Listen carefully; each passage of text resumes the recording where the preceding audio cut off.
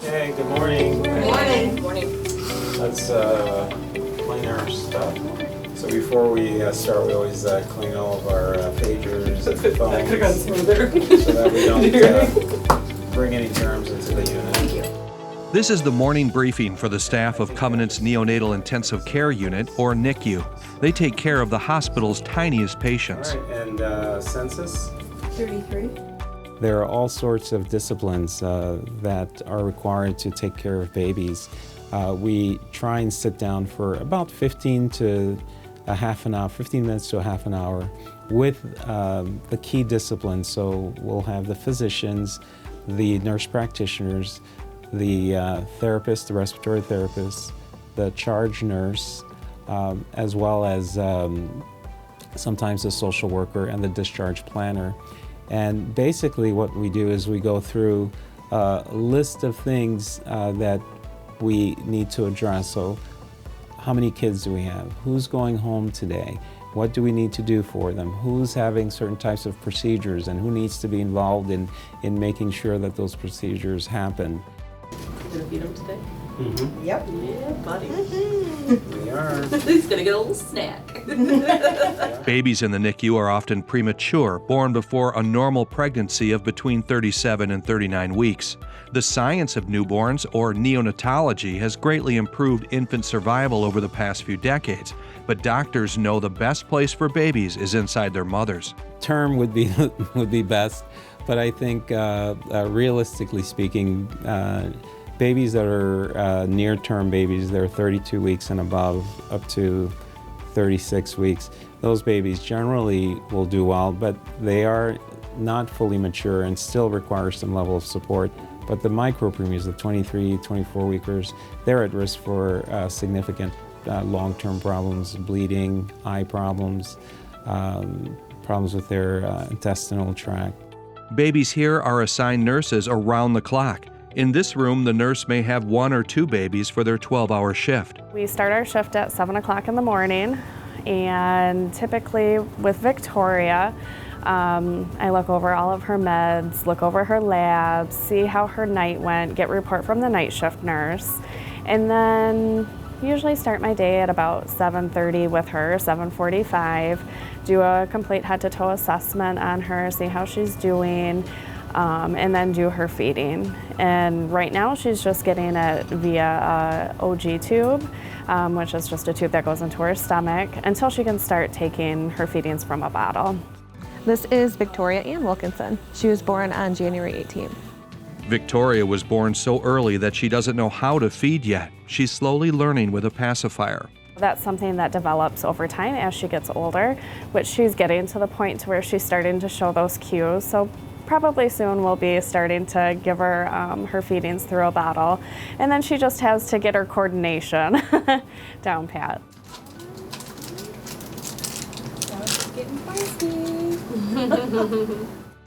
Melissa's fantastic. I love her. She's great. Actually, Melissa and Rachel are my 2 favorites, my heroes in this room, basically.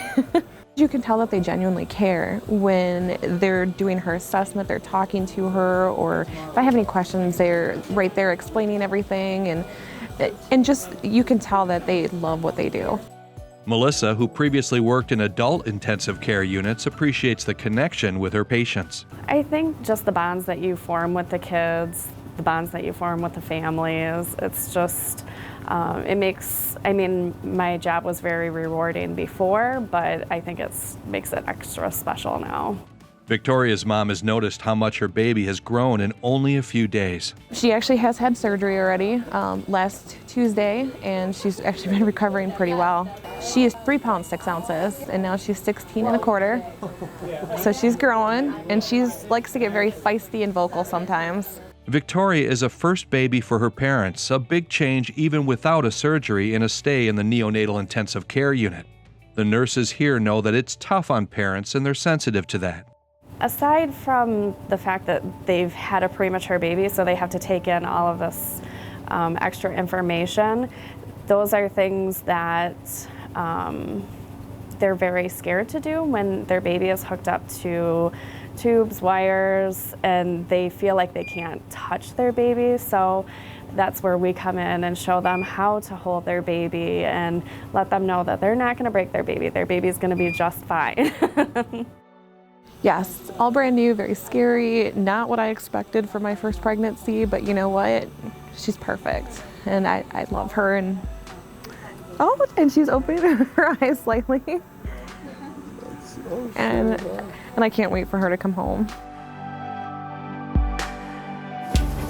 With the morning huddle complete, Dr. Thurin is making his morning rounds. The discussion is led by the nurse who just finished their assessment and knows the baby well. How's Victoria doing? She's doing very well.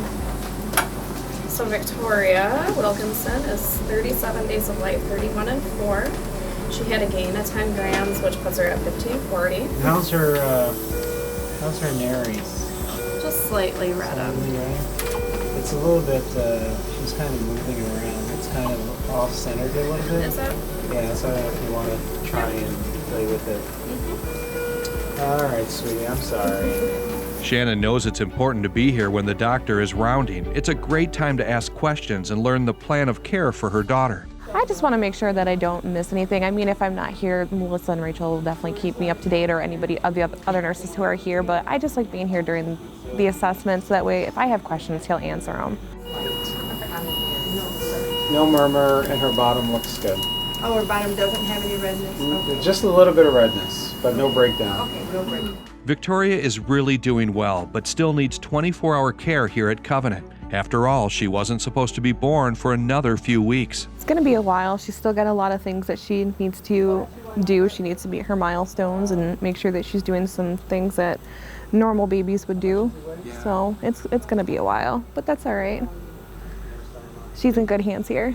I have 2 kids of my own, and so I just think I feel very fortunate that I have my children at home with me and I can look over them.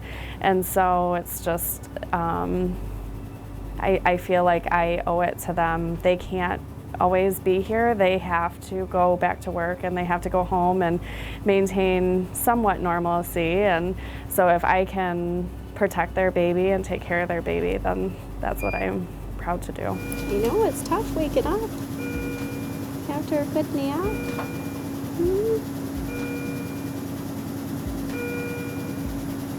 Is it tough? Oh. Dr. Thurin is making his way through each of the nurseries. That could be 55 babies when the unit is full. Today, there's only about 30 youngsters who need his attention. Lungs are nice and clear, no murmur. Color looks good. She's trying to pull out her tube.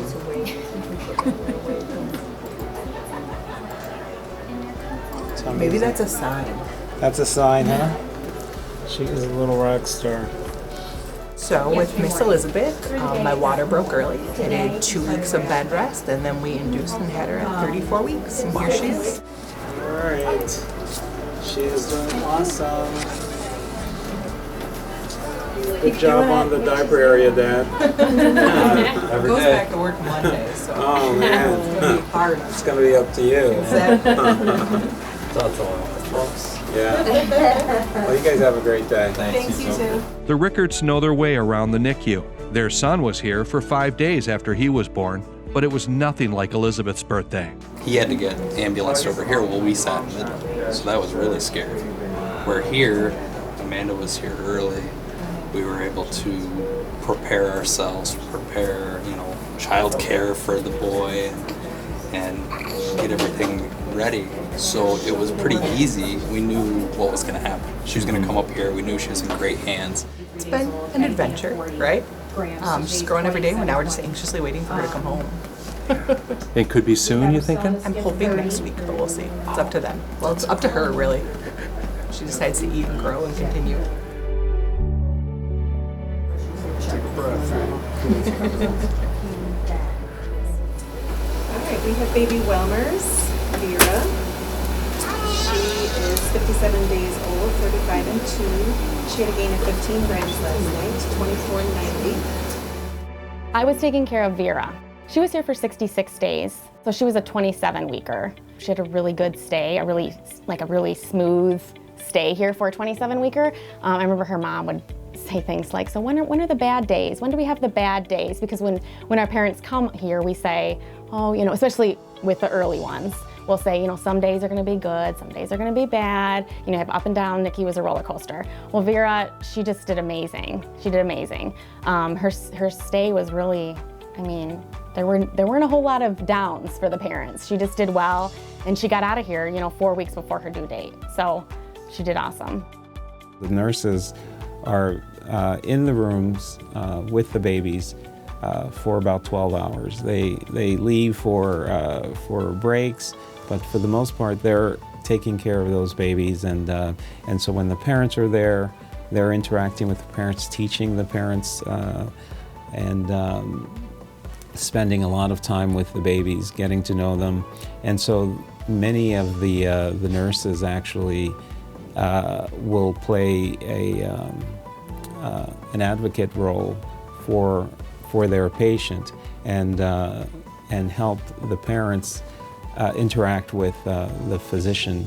And I think that's very helpful because we're unfortunately not able to be at the bedside all the time. We round, and we have about 15 minutes or so where we're actually talking about this specific patient. We take it very seriously. You know, I treat these babies like it was my baby because, I mean, that's how I would want anyone taking care of my baby to be treating my baby, you know. So, yeah, it's a very important job, very rewarding job. If anyone can best understand what a parent is going through, it's Christina. Her daughters were here not too long ago. I actually had twin girls born that were in the NICU.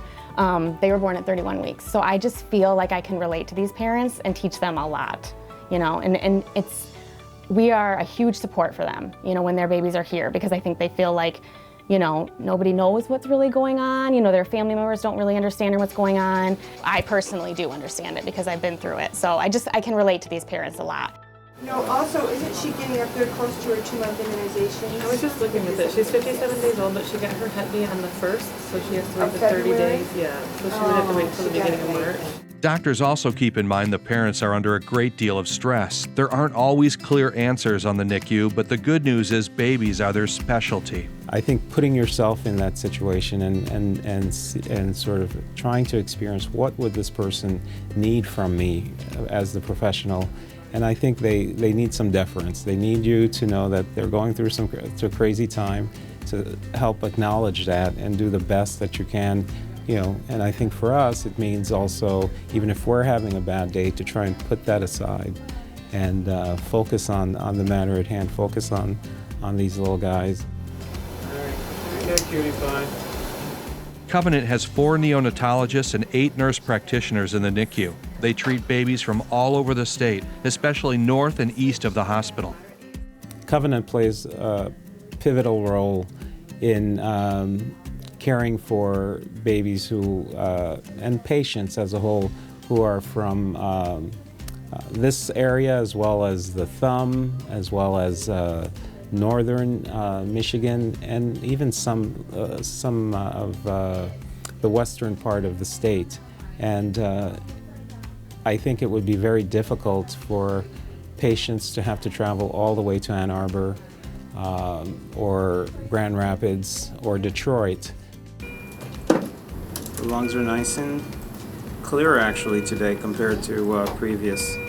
Tummy's full but soft. We also started him on potassium yesterday, and this morning it is 3.9. Okay, and sodium excellent. is 135. Excellent. Is that coming up? Which one? Sodium. Sodium, yes. It was Okay. 132 yesterday. Covenant's tiniest patients can't tell their doctor what is wrong. Lab results and other clues help the team to figure out what to do next. Well, I think to be a neonatologist, you have to be able to appreciate cues. Babies don't tell you, what's ailing them. You have to sort of figure it out, and you have to have a heightened sensitivity to what potentially might be going on with them. So there's a lot of figuring out that happens, and they're very delicate, and so I've had to develop my skillfulness at doing things in very small ways. I would probably leave it right now. Once we can get his oxygen down a little bit more, then maybe we can back off. Hey, cutie pie. We've assessed the patient. I've done the physical exam.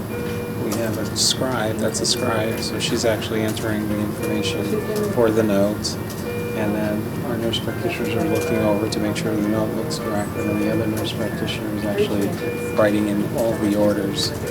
And then we have our dietitian who's also, so it's a lot of things. And we have the parents also at the bedside, which is nice because then they're kind of clued in on what the plan of care is. So we encourage them to be at rounds so that they can ask questions and participate and kind of know what's going on. This is supposed to be a very happy, special, exciting time in their life. Nobody plans to have their baby early. Nobody plans to have their baby in the NICU.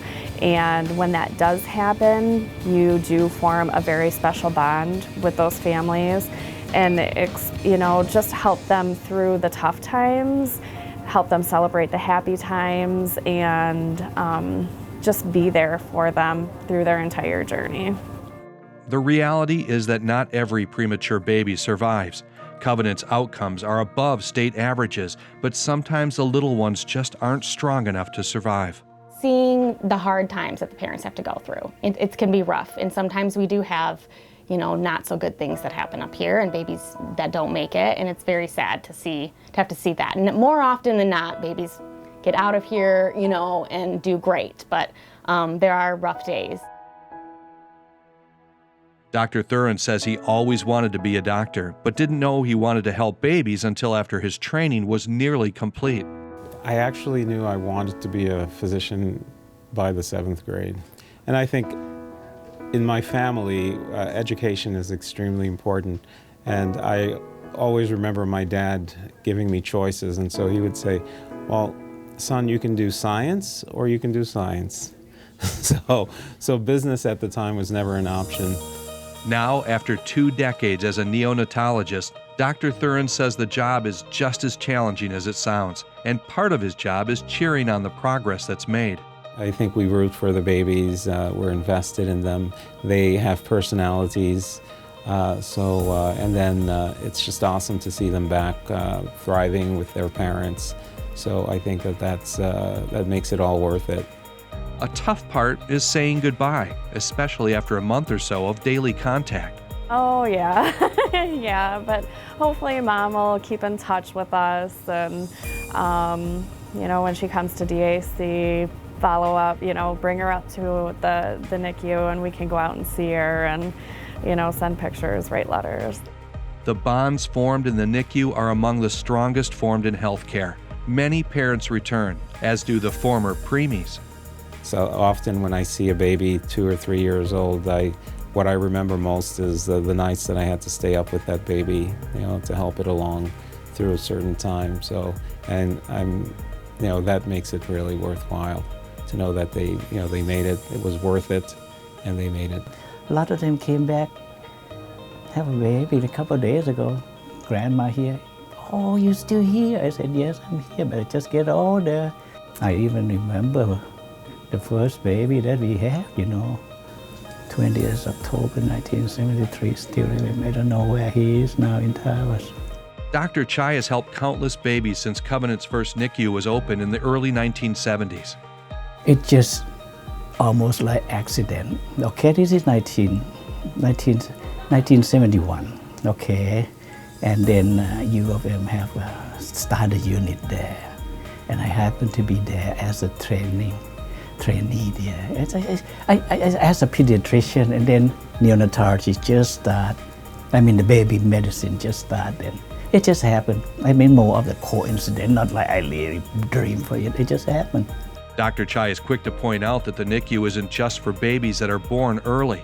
Any baby with complications can be sent up here for specialized care. It's not just a premature, it's just all kind of newborn problem. And I think that is good that, when you have the place like this, so that people just do this day in and day out, and you are good at it, see? this. No, this one when I went downstairs, okay? I make round downstairs. The father said, I want to give you this photo. I said, what about? His uncle is his uncle worked for Bay City Time as a photographer of Bay City Time. And then we had the reunion. And then years later he came back and have a baby. And he gave me this picture, his picture. Examples of happy patients are posted everywhere, and reunions share the miracles that have grown into adults and even new parents. Dr. Chai has no idea how many babies he's helped over the decades. No, just a lot of them. There's a lot of good memory here. But, a lot of sad memory too, when the kid doesn't turn out good. But the parents still come back talking about the old day. The NICU has come a long way since the 1970s. New technology, new training, but the same caring team that makes Covenant's NICU extraordinary. You know what? They just work with the family. And then when they all grow up, there is so often that every year, kids that grow up will come back. The parents just want to come and say birthday, just come and say hello, just to show them how they turn out. And then the biggest one that will be when dad come back and give you the picture when he was a baby and come back and have a baby. As for the youngster who always knew he'd be a doctor, he's glad he eventually ended up in neonatology. I always say, especially to medical students, that just keep an open mind, because I would have never thought that I would have been doing neonatology, simply because it was one of my most challenging rotations as a pediatric resident. And I even recall finishing my 3 years of pediatric residency, and at the time we had to do 2 months each year of NICU. And after my last NICU rotation, getting on my knees and saying, thank God I'll never do another month of NICU. And as it ends up, I'm a neonatologist, so things sort of just worked that way, and the babies sort of pulled me in. We know that this is just a small part of what needs to happen for their success. Probably the biggest part is to go home to a nurturing, loving environment that will provide for a good life for them. So we're just a part of that. Hi, pretty girl. Hi. You ready for your diaper change? Another important part of the care here is your donations. The Covenant Kids Telethon helps to buy equipment that transports newborns, keeps preemies warm, and even measures and weighs them. People are very generous to do something like that, especially, people who, are just doing it even if they haven't had a baby here, or, it's obviously very, very generous and very helpful to us. Every time I leave, I don't want to leave, or every time she goes back, I don't want her to go back because I just love holding her. It's all about the families, I feel like, just taking care of their babies, watching those babies, get bigger and grow and do better and better, throughout their whole stay it's rewarding. It's just amazing to see.